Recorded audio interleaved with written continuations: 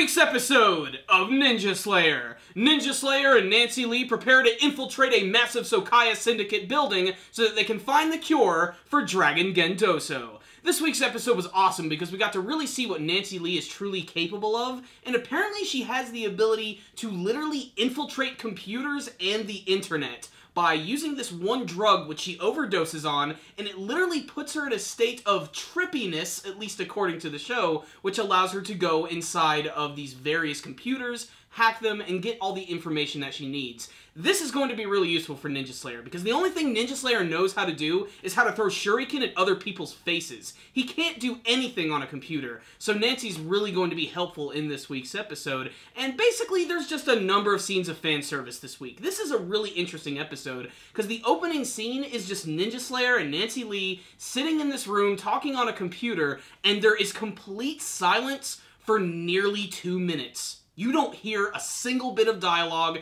there's no camera sweeps, there's no animation, it's just them sitting there, and the first thing that is said is that Ninja Slayer is going to decide to decline and not work with Nancy, although she uses her wiles and her bubage to actually get Ninja Slayer to actually help him out. He doesn't say this out loud, but we all know that he's thinking it. Another really cool thing about this week's episode is we get to see the return of the Survivor Dojo. We get to see more of their members arrive and beat the crap out of some Sokaya Syndicate members. I like these guys. They're kind of a wild card for the series. They're just going to show up and mess things up every once in a while, and maybe eventually they will start working with Ninja Slayer, although this is certainly going to conflict with his whole mission, which is to kill all ninja. There's also this other villain who's introduced this week who seems to be working for the Sokaya Syndicate, and his name is Daedalus.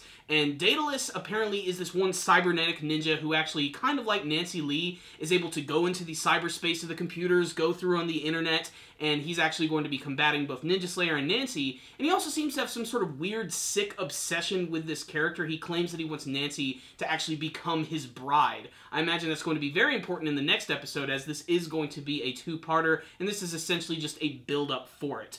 But this week's episode was pretty freaking solid. There was a lot of action, tons of laughs, and if you wanted some fan service, this week's episode has got it all over the place. Nancy has that down pat. So what's the rundown on this week's episode of Ninja Slayer? You know what was missing from this episode? Explosions. There were really not any big, massive sayonara! Is it weird that I'm disappointed that I didn't want to see more explosions in this week's episode? But there were still a lot of little funny moments. I especially love the one where Ninja Slayer actually is starting to hack into this building. He has this one cable which is connected directly to Nancy Lee, and I love the sound effects they use here. It's like the old school America Online booting up to the internet noise, which if you didn't grow up in the 90s, you might not appreciate it as much, but it was a really funny scene and certainly sort of dates things, which is exactly what this show is trying to do.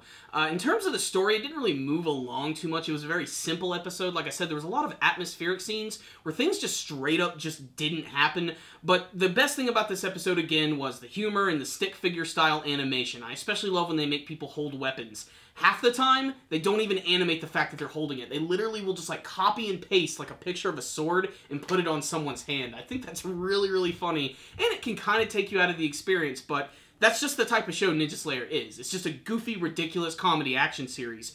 And on the technical side of things, animation, artwork, this one looked okay. Like I said, there's a lot of scenes where there's just a lot of still images. I do like the look of the digital world that they go into, because for the most part, it looks like the regular world, except that around them, in the environment, in the air, are all of these weird, almost matrixy looking green symbols all over the place, just reminding you that you are in the digital world. I was kind of hoping that Ninja Slayer might somehow get trapped in there, and maybe he would have to try and fight his way out. I think that would be really awesome. So all in all, I have to say that this week's episode was very well done, had some fantastic animation, and some amazing backgrounds for the series. I can't wait to see where this two-parter is headed, and you should definitely check it out if you've been following the series. So I'm going to give this week's episode a 4 out of 5. Pretty high quality stuff, and you should definitely check it out if you're a fan. So I like this week's episode a lot. It was action-packed, had some funny moments. But what about you guys? Did you watch this week's episode of Ninja Slayer? Please tell me in the comment section below. Did you have a favorite scene? What do you hope to see from the rest of the series?